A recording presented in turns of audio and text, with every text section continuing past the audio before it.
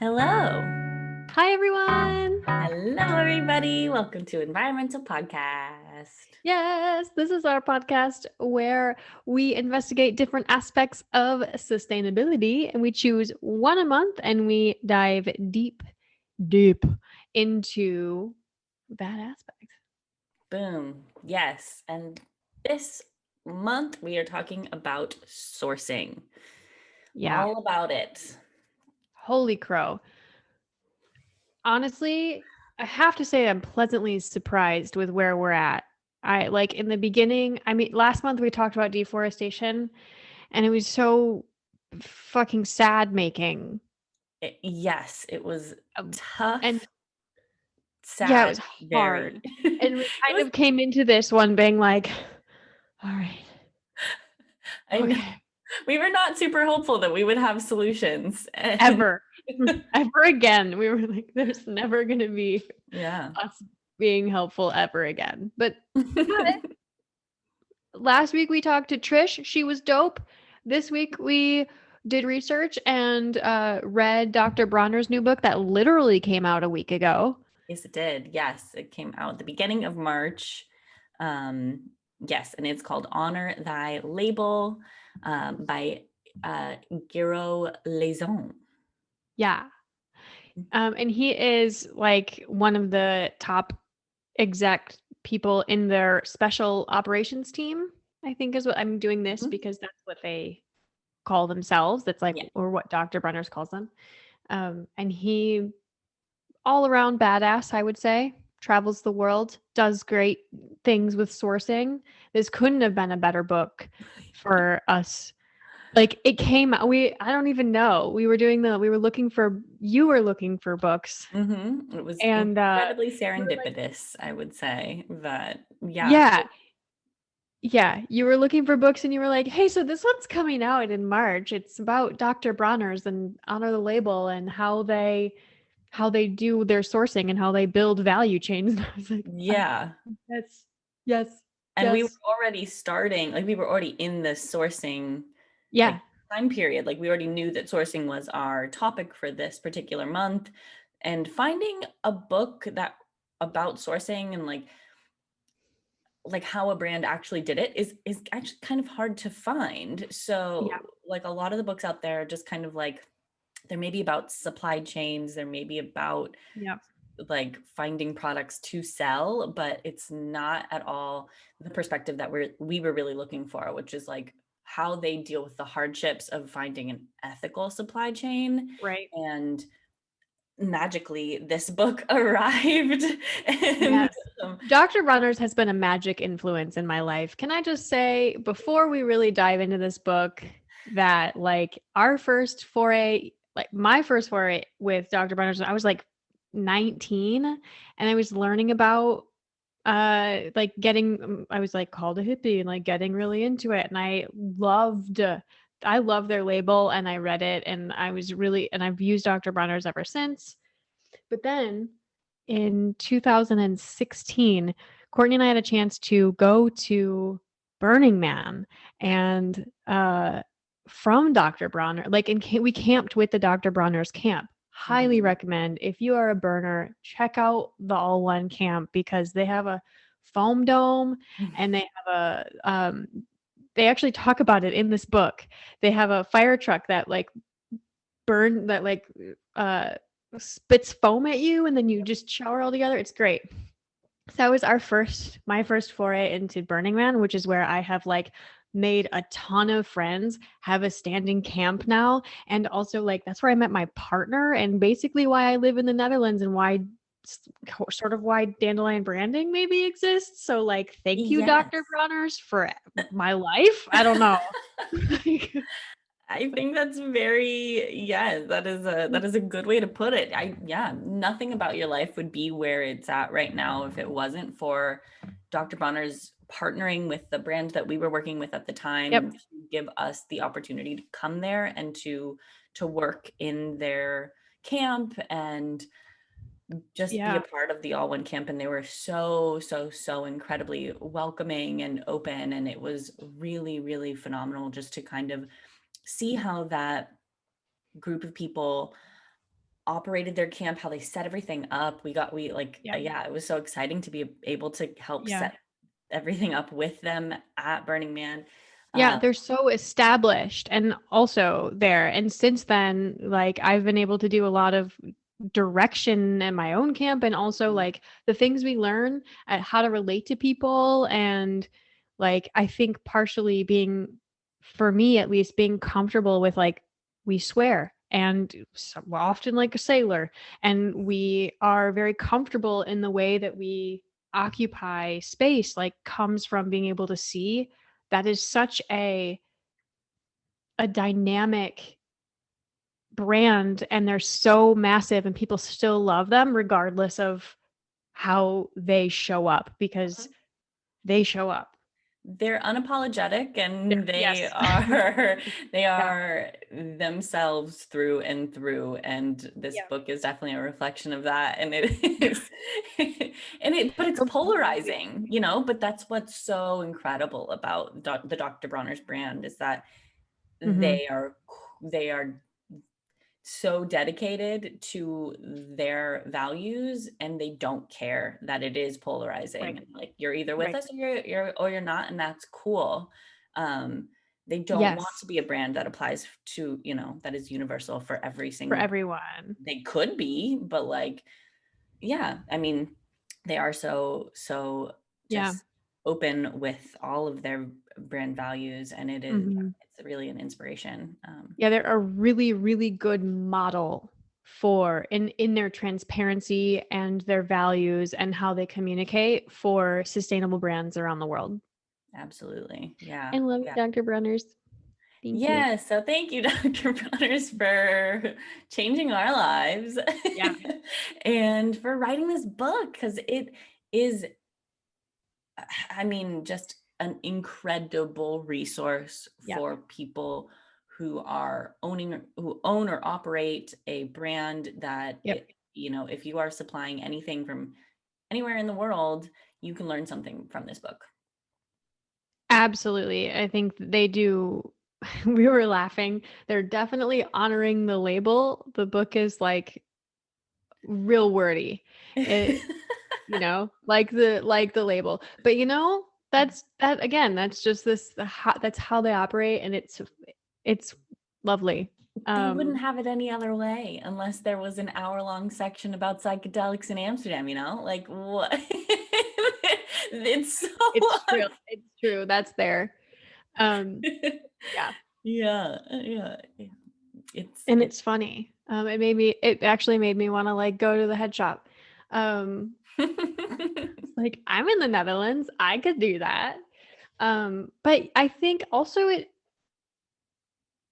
the length and the time that Gero took to explain all of the intricate pieces of how to build a value chain is so helpful. yeah. And I think one of the things I wrote down is that it mirrored Trish because one of the main pieces of advice that she gave us was to treat the farmers like they're your team members and to help them, to provide things for them. If they needed a tool, like develop it or just send it to them. They might not have the right tool and that could like increase their efficiency or if like it could increase their yield. Like um it was the essential oil distillery in France had a really cool way to distill that was more efficient than the essential oil distillery in I think India and they just like info shared Hmm. and that kind of relationship is so normal for Dr. Bronner's but it is not a typical relationship that someone has with their sourcing Yeah. or a brand has with the way that they source their products. And Right. it's I mean, totally what Trish was like, you should do it like this. yes. Seems like Yeah. everybody agrees, so I'm on board. I mean, Yeah, absolutely. I mean, so Dr. Bronner's is such a massive brand. So they have the ability to have dedicated teams that are, Yeah. going to these farms and where their raw ingredients are sourced, and they're able to develop systems there. And they partner a lot with nonprofits to help Mm-hmm. kind of fund these things at the beginning. And then once they are up and running, and then Bronner's is essentially the buyer for that raw ingredient. So Mm-hmm. they're sort of, it's very mutually beneficial kind of relationships that they're forming in these Yeah. different areas around the world. And Right.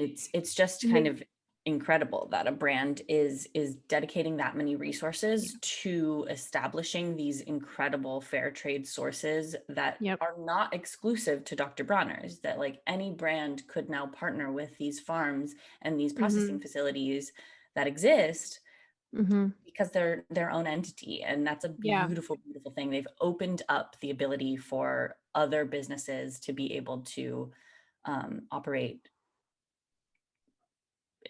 with their incredible fair Yeah. trade And resources. I think it's interesting because they work at kind of like an economy of scale. And I want to just like the difference between, for instance, what Trish was talking about, which is meet one farmer and then source from that farmer. That's for a small brand. Whereas a brand like Dr. Bronner's is huge. They can't just work with one farmer. They need sourcing and ingredients from multiple farms in order to meet demand for their Mhm. product. So I think just on the same note, it's so awesome that they were like, well, we're going to get 5,000 or 2,500 farms and farmers in this area to become fair trade and organic, and we're going to pay them for it. And they put so much money. What I never really thought about it, but for a brand this size, to source everything fair trade and to create a fair trade value chain where it doesn't exist, and and organic. Holy shit. Like it they basically Hundreds went of into thousands of places. dollars. Yeah, every Oh time. my god, Yeah, it's millions of millions. dollars. Yeah. Mhm. They went into places that were the term which I find so endearing, but also like yeah, it makes sense. Organic by neglect. Because they're basically farms that just didn't have the money or the resources. And it was like a whole area, like a whole, I don't know, region Mhm. that was organic by neglect. And this seems to be how they operate because it was kind of the same story over and over again with several different products. They find these farms and then they help them make their yield higher. They help them get fertilizer or whatever they need to be able to just like supply the ingredient they need. And then they buy it at a fair trade level. And Mhm. that's essentially like the whole plan that they have. And then they turn that into a business that is a source for a specific ingredient or a list of ingredients, which seems so simple. But like we operate two businesses, and it's so much, or like our I cannot imagine being Mhm. on this special ops team, or I can actually. It's really inspiring and exciting. And like having it in my brain in Yeah. all these different operations and all these different countries around the world. It's super Right. interesting. And one of the recurring themes of the places that, because they would go to different regions of the world to source different ingredients, things that grew kind of Hmm. naturally in those areas. Yeah, like And indigenous plants that they could right, like dynamically. olive oil from the Middle East, or palm oil from West Africa, cocoa Mhm. from South America, parts of West Africa also. Um, Yeah. but the recurring themes was that, at the beginning it was always a bit of a challenge. Like, yeah, there definitely were those Yeah. farms that were technically organic because they've never used pesticides, because they've just never been able to Yeah. to afford them. But there was Yeah, and those also are a like so messy. Like, have you ever spent any time in a garden that's been neglected for years and years and years, or a farm? Yeah, I mean, it's not going Oh my to be the best yield. It's not the most efficient system. Yeah. So they like the recurring theme was that they were always facing some bit of kind of unlearning, that they had to sort of come in and teach the farmers different ways to operate, which Yeah. sometimes worked or sometimes was met with a bit of opposition because some of the decisions were kind of cultural. I think like one Mhm. example is like sugarcane in parts of West Africa, where they were using machetes to cut it down because machetes are quite a common tool in that region.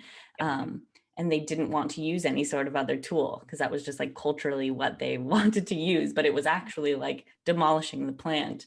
So it Yeah, took it's really bad for the plant. yeah, yeah. So there were a lot of instances of that which were referenced in this book where, they really had to take time and be quite patient with the farmers. And again, that kind of speaks to having that relationship with them and building trust and treating them like they're your teammates because they Mhm. are. They Uh, are. and One thing that I that's really find cool. really endearing and also think of as a good business move, and something that kind of grates in my mind a little, because Gero never actually said it was like a specific business move, but it definitely is something they thought about, was how underpaid and underutilized, how they sort of actively searched for underpaid and underutilized farms and farmlands and farmers to go there and say, "Hi, I would like you to change everything." And like how would you feel if just like a white dude showed up at your house? And I mean, this Gero is a German dude, and like Dr. Bronner's is a company run by a white dude with German roots. Mhm. Like and these countries are like Sri Lanka and South America and West Ghana. Wait, there's just a white dude showing up being like, "Hi, I noticed that your farm is a mess. Um, I can like make your yield higher and help you do, but you just have to change everything, which I'll also pay for." So it's like Mhm. it's a good business move, but also there's this piece of colonialism Yeah. that still exists there. Yes. And White savior kind of thing. yeah, yeah, and they use the term constructive capitalism, which I think is like very much happening here because Mhm. yeah, they work to make sure that women are like in leadership roles, and that the people, the team members and the teams that they create after a business is mature enough are people that are on the ground, that live there, that are local, and they do a lot of work to like offer the local space. But it does have a little bit of that like opportunist feel, a little bit, even if it is really positive. And so Yeah. I agree with that. I think that that would have been worth mentioning in this book. This book spent a lot of time talking about um, sort of similar issues that they faced in different areas, and I think that that would have been a really self-aware addition, yeah. addition to this book. Yeah, there were definitely some things that like maybe didn't need to be added in here that didn't really add to the story whatsoever. And Mhm. taking some time to see, kind of it seemed like in these areas that they went to, they would kind of find someone who was similar to them. They would find a farm that, maybe had some connection to German heritage, or like there were the people that they partnered with, they would like kind of Mhm. find them randomly because they heard them speaking German or things like that. Yeah, or And American expats, or mhm, I mean, that's a good way in. Um, and not to say that it was disrespectful, just or that there was anything wrong with it, because they are who they are. And yeah, they want to grow indigenous crops and indigenous land with indigenous people. Super pro that idea. mhm, But and they're also solving a problem like like with these massive companies that are essentially doing like deconstructive capitalists, like, you know, they're coming in and saying like, or unconstructive capitalism, they do help a lot of farmers transition from being like pesticide using and like making pittance and not being able to feed their families or question whether they can even continue farming. Like they are making huge strides around the world, and I don't want to say that they're not, but there is just, yeah, that aspect to just note. Yeah. And I don't really know how to like necessarily how they would have ever avoided that. There's no, and Exactly. but I, and that's so that there's no fault there, but I think No, it is right. worth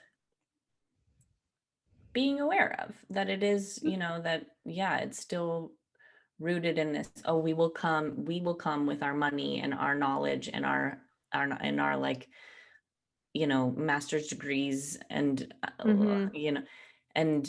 and reteach you. But it's often that, these are areas that have previously been affected by other capitalistic industries, like there was one example where it was like a particular area, some big brand came in and gave all the farmers pesticides, highly toxic pesticides, for free. They were just like, yeah, take it, like we want, Yeah. you This know is Yeah, and this, they would be like, this is the only option, or this is the best way, or right. yeah. Yeah. So it's sort of that, like, yeah, it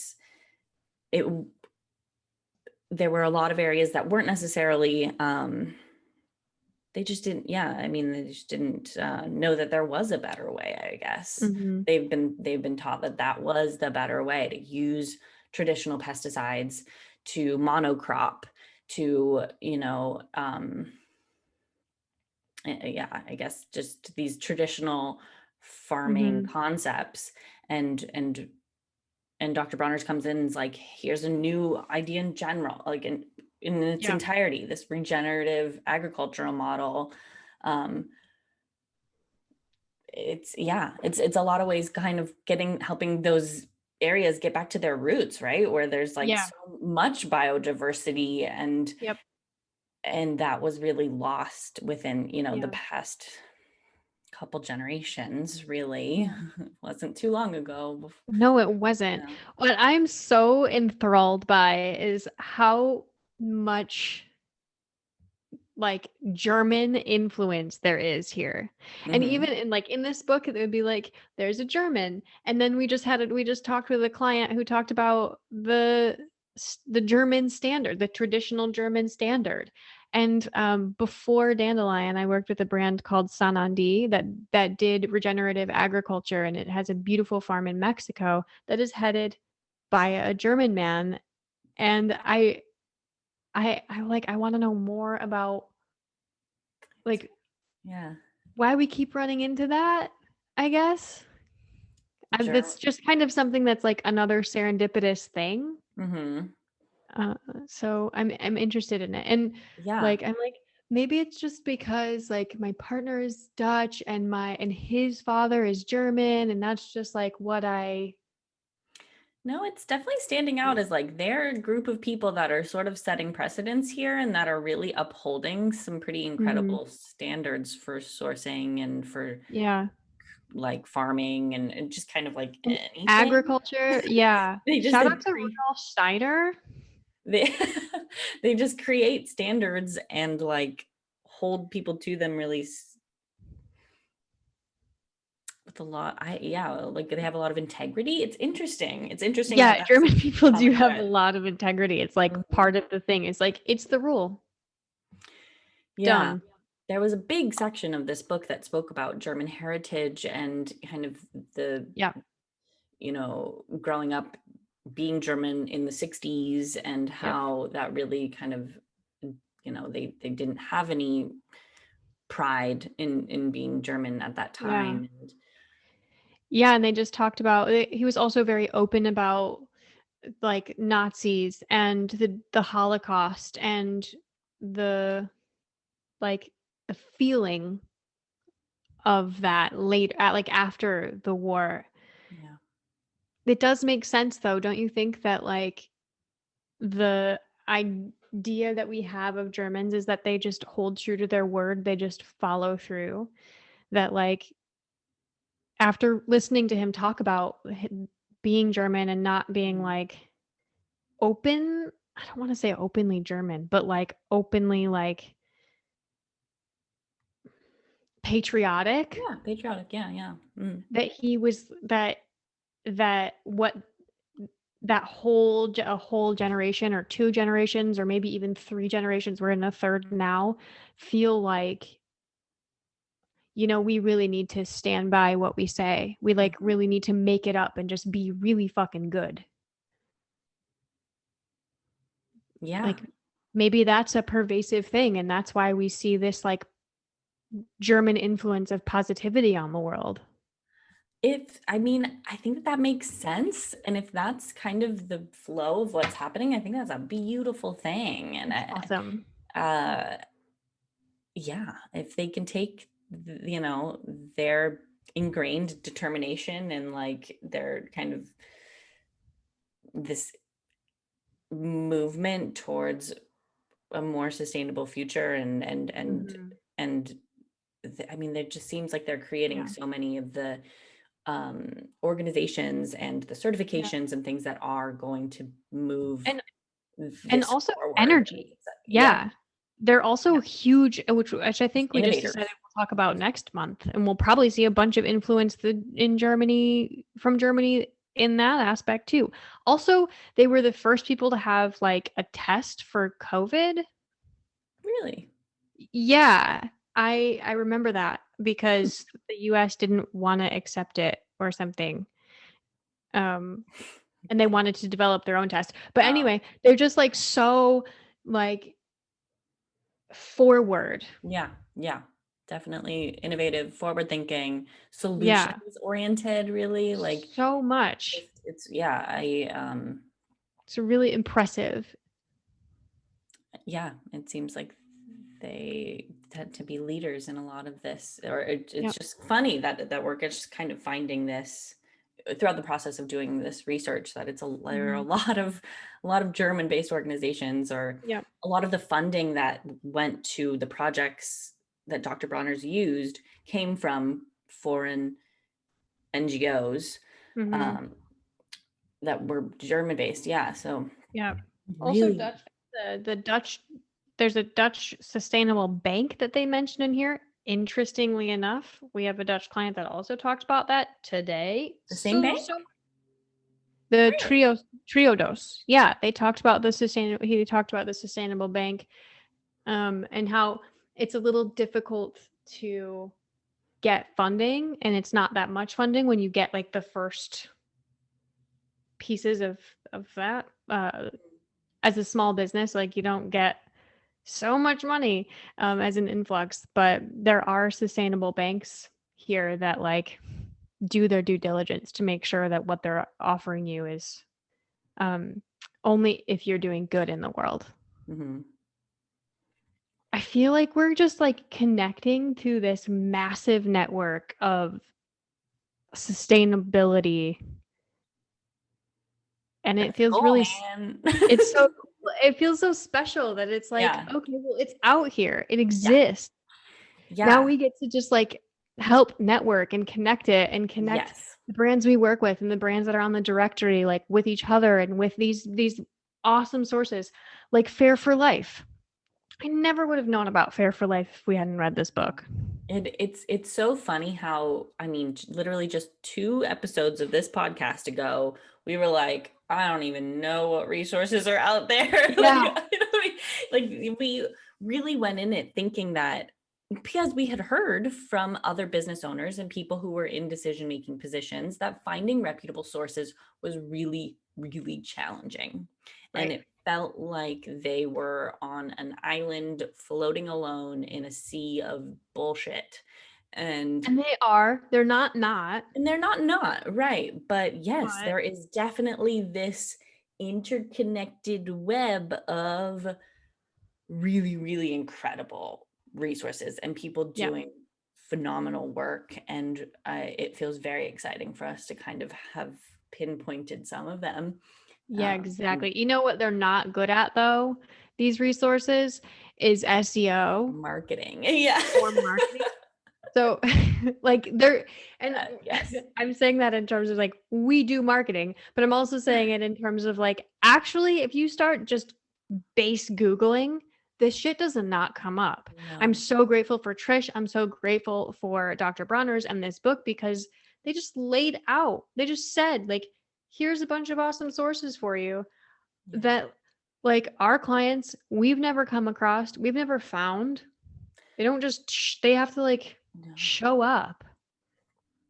Right. Somehow. That was kind of why we were so like unsure of what we would find this month, because we had done that initial just kind of some Googling, and we're like, yeah, no, there's not really, There's not a lot. these don't I'm come kind up, of like a, essentially. Yeah. I'm kind of like a, if I can't find it in 30 minutes or like I 30 exist. seconds, it's it's either really buried like it is in this case Mhm, or it's not out there.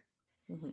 And luckily in this case it's buried under a lot of words that aren't what people actually search for. Pretty much, yeah. Yes, I think that out of this book, I think personally, Fair for Life, FFL certification Oh my gosh, was yes. kind of the biggest resource that we found there. An Definitely. independent company that certifies fully ethical supply chains. They also certify brands. Yep. Farmers, individual sources. Yeah, every Like, aspect of the supply chain. Yeah, essentially. yes, Um, they're great. And they have a directory. Whoa, they have a searchable directory Mic built drop. to, yes, this is exactly what we were looking for. Like Mm-hmm. exactly what we were looking for. Yep. Also Yeah. supply side, Hmm. we're gonna like that's not from this one, that's from the last one we talked about a lot. So like this Fair for Life is great because it's free and you can search and get information about sourcing. Supply side 365 is something that you can sign up for, and I did sign us up for it so that I could see what happens, but that is also turns out to be a really dope thing. Like you can, and that also has lots of different, that's not just sourcing, that has like marketing agencies, like we're Hmm. listed in there now. It has like sourcing, it has investors, it has like Hmm. everything you can think of in every industry that is focused on sustainability. Yeah, So sort of I more think business those are my two development. favorite Yeah, sources for super, this super cool month. resources. Yeah, we will definitely put both of those links in the description. So go scroll down a little bit and check Yeah, those out. Um, yeah, they're just really, I think supply side is a really awesome network, it is a right? network. Yeah, Yeah. it's like, yeah, they also put it on events. Mm-hmm. So you can definitely connect with other folks in this industry in general. The Fair for Life is really like, if you know you want to use a particular like ingredient or something, this Yes. directory is going to give you the You can just type it direct in. source. Yeah, just yeah, right. Type it in. It's like a fair sourcing Google. It is, yeah, which is an incredible resource for folks who want to create kind of a, you know, like I think a lot of these are great for like natural skincare brands, cosmetic Mhm. brands, stuff like that. Um, yeah. Yeah. And also for the herbalists out there, I I didn't look into it in terms of like smaller quantities, but you can find like herb suppliers Yeah. that are Fair for Life certified. So if you're not growing some of your plants that you're using in your medicine, you could probably find a consistent supplier here. Hmm. Highly recommend. Um, the other thing that they talked a lot about is that in this book was ROC, Regenerative Organic Oh, Certificate. This yeah. is a little bit more like apply and see if you can get this certification. It's not so resource heavy, but they do help you, and they offer resources for farmers in particular about how to use regenerative agriculture on your farm and in your farming method and when you're like growing ingredients. That's awesome because that's hard. Like biodynamic growth is so intense and it takes a lot of labor and it's very labor intensive. And like in the beginning, they said in the book a lot, the yield is not as high. Mm-mm. You have to like it takes a couple of years for the certs to come through. It takes a couple of years for the yield to get high. But then the yield stays really high, obviously, and then it's like totally worth it. But it takes Yeah. like almost a decade sometimes for that to pay itself off. Which is really the challenge, right? That like Yeah. these small farms have to kind of sit it out and then, like not sit it out, but like wait, like just kind of wait. And Yeah. patience is a tough And work thing. hard. Yeah, work really hard and you're not yet like yeah, when you're still working on those certifications, like you still have to operate as if you're certified, right? You still have to like Right. invest as if you're certified, but you can't sell your goods as being organic certified yet Right. or fair trade certified yet. So you've incurred all the expenses, but aren't yet able to see that profit benefit. And that's a Exactly. that's a really tough thing to convince I know. local It would be really farmers. nice if the certified organic certificate had some sort of like in the process. Just it could just be a motherfucking website page on their website. Like, Yeah. or like with a new icon that just Or is someone like who's like working on it. Yeah. I think yeah, like a working on that, it icon. yeah. They mentioned that, oftentimes businesses were okay with making that decision, but the consumers, because it's unclear how to really like make that distinction for consumers. And ultimately there's so many icons and things to look for when you're shopping Right. for all natural products, like finding something that's like, okay, this doesn't say organic, but I'm supposed to believe that like just trust us, we're working on it. Like that doesn't feel Yeah. super confident for a consumer. So it's understandable, but yeah, Mhm. having some sort of Right. middle ground would be Like nice. that's why organically grown is really nice. I know that like we worked with a brand that was actively choosing some farms that grew organically that didn't go for the certification Yeah. because of the expense. Hmm.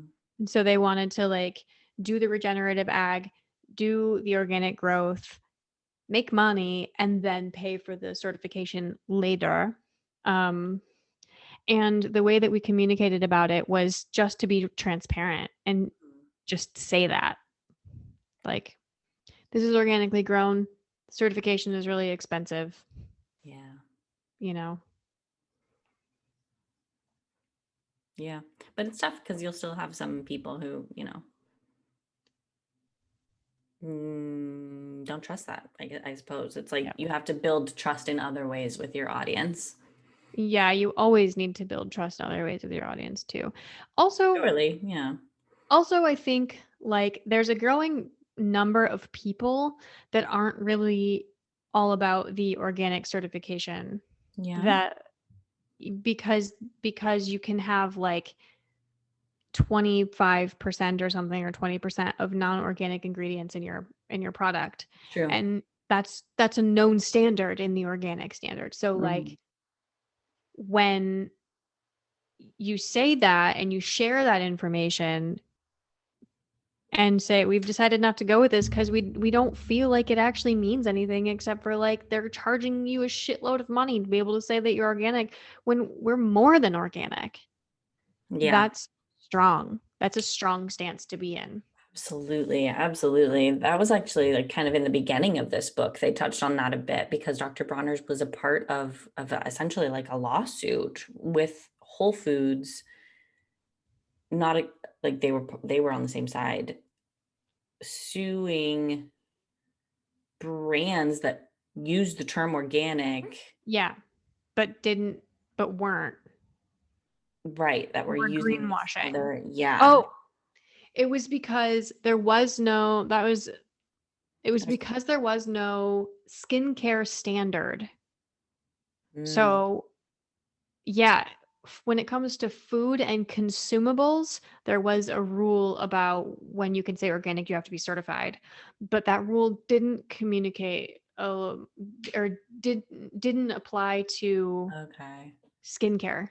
I see. Yeah. So So you can people were just cosmetics being perhaps. like, Yeah. made with organic ingredients, Hmm. which in food you can't say if it's less than 75% or something like that. I don't quote me on that figure, but it's something really close to that. Yeah.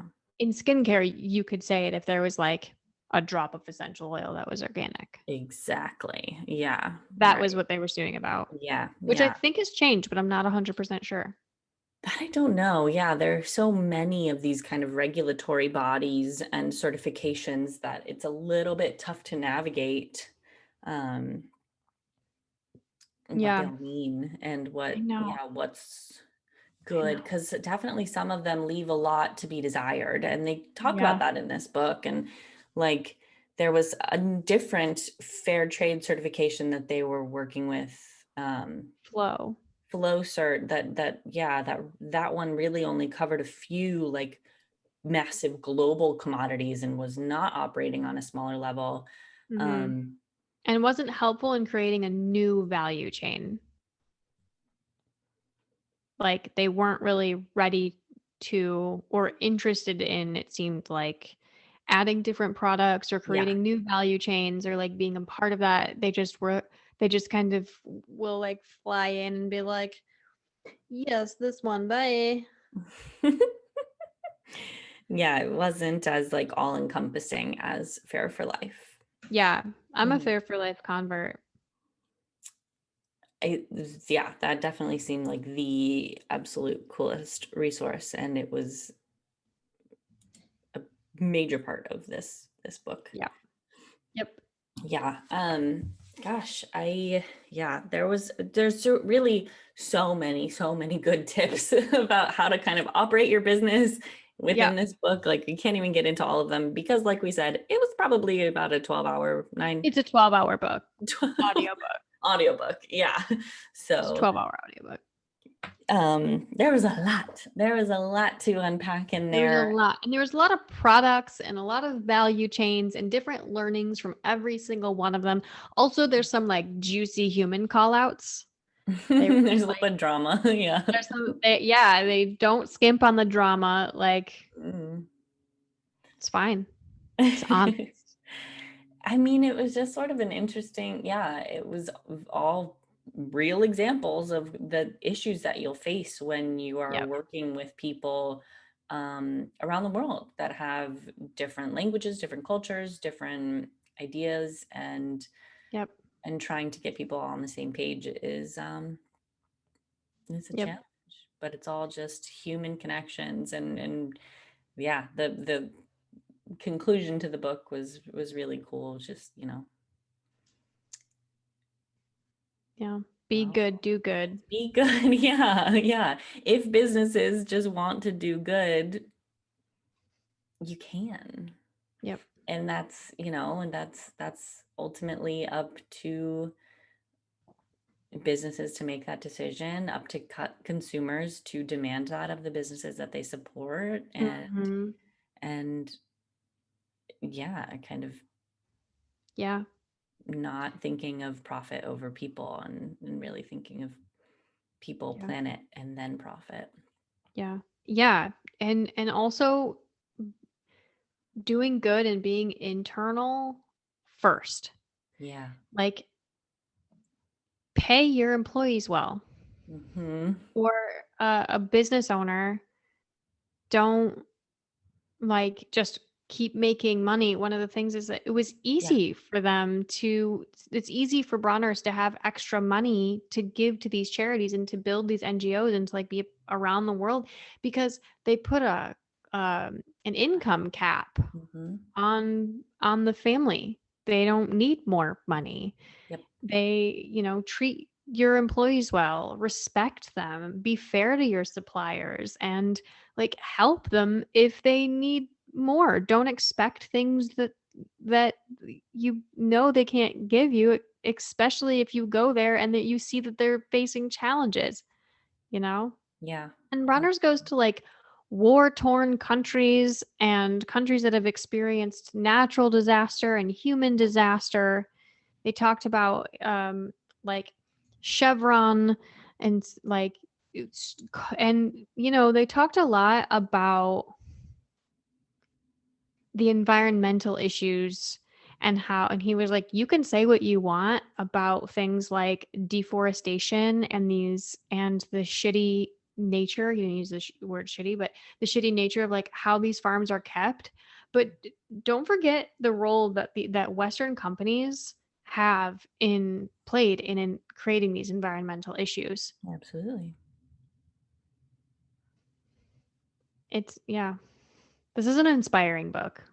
I feel like I want to start it. I feel like I want to start a fucking nonprofit. That yeah, it was the way that it was wrapped up was really, really incredibly inspiring because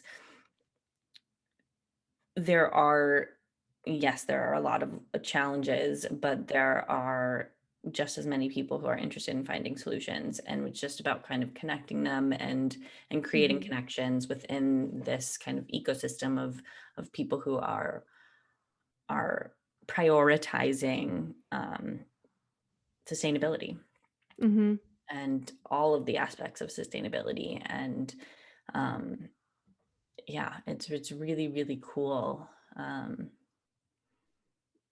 to see how you can do it. And it's not like, yeah, if it's not as challenging as it may seem. If you've got a good product and Mhm. you just kind of have to, yeah, you got to put some systems in place, definitely. But you're not, no one's reinventing the wheel. Even if you have, a really innovative, sustainable product, there are still people who have, so much experience and can be incredibly valuable Yeah. resources for you. Yeah. So yeah, we hope that sustainable and small brand owners don't feel like they are necessarily operating on an island anymore. Um, Yeah. yeah. That's a big part of what we're doing Yeah. cuz easy We to feel hope like so. you're on an island, but you're not. No. You're not. There are so many people out there that want to hear what you have going on that can help you. Yeah, absolutely. Yeah. It's a great book, man. It's really good. It's Yeah. really good. This isn't, yeah, I mean, yeah, definitely recommend it. I think it's actually only available as an audiobook right now. Um, and I believe so. Yeah. Yeah, we bought it on like pre-order and like jumped on that. So Mm-hmm. it's Yep. And good. it is, yeah. So I think it's just through Amazon. Mhm. Um, and it was our last Audible purchase. Actually, we've shifted gears. We're no longer supporting Audible through this podcast. Yes. Where we support it. What did we move to? Gosh, I might have forgotten a different audiobook platform that supports small bookstores, local bookstores. My Yeah. goodness. Um, ooh, boy, I should have been prepared with that before I jumped into that statement, shouldn't I? Oh, Libro FM, perhaps. Oops. maybe. I'll put it. We'll put it in the Yeah, we'll description. link it. We'll find it. We Yeah. have a subscription for it now, so I know, now we just have to look through all of our things we have subscriptions for, but essentially it is exactly the same as Audible, exactly the same price, but a portion of the money goes to independent bookstores. So yep. that's awesome. Yeah, Yeah. it felt like we've definitely got to put our money where our mouth is, especially when doing research for topics about sustainability. Yeah. I feel like we've learned so much. We're really just getting started. And I feel like, man, I was crunchy before, but whoa. Yeah, yeah, I'm like, yeah. is that the most sustainable option? We're getting we're like getting our house insulated. And it's house insulation. And I'm going, well, is that the most sustainable option? Can we get like eco pearls? Is that a thing? It Go is a thing. We pearls. do have it now. Whoa, very cool. So All you got to do is ask. yeah, ask. Mm-hmm. Yeah, yeah. And it starts by, asking. And then if there enough people ask, small businesses, if they have these different, alternatives to traditional products, they'll supply it, they'll Yep, get it, right? And then it just kind of, grows from there. Yeah. absolutely. Yeah. Yeah. Pretty cool, man. Okay. If you want to follow along with our investigations, please subscribe. We're also adding a new kind of leg to EnvironMental where after the end of each month, we're going to kind of like write up an article about everything we learned and share the sources and resources all in one place for that month. So if that's something that you would find helpful, you can go to dandelionbranding.com and sign up for our email list because you will receive those every week as well. Like Yes. Every month. Yeah. emails every week, Yes. environmental focused emails once a month. Yes. Yeah. Yes, yes, yes. Yes. So Our sign up. emails are dope. Everything we do is all about helping sustainable businesses grow. Yep. Every single thing that we do. So if Yep. that is of interest to you, please like and subscribe to this channel, or sign up for our email list, follow Dandelion Branding on any of our assorted social media platforms. We are not hard to find, my friends. Nope, nope, nope, nope. But we would love it if you joined the journey along with us, because Yeah. we're just going to keep learning and keep sharing. And yeah, so learn with us, man. It's going to be pretty Yeah. cool. So yeah, you mentioned that we're going to be talking about energy, fossil fuels, whoo, in that whole I'm industry. nervous. That I'm actually going to talk to Tom about it because Tom's whole life focus is solar energy. Yes, yeah, it'll be a really interesting one because there's so much to talk about, so many different energy sources, and yeah, so that'll be a really cool one.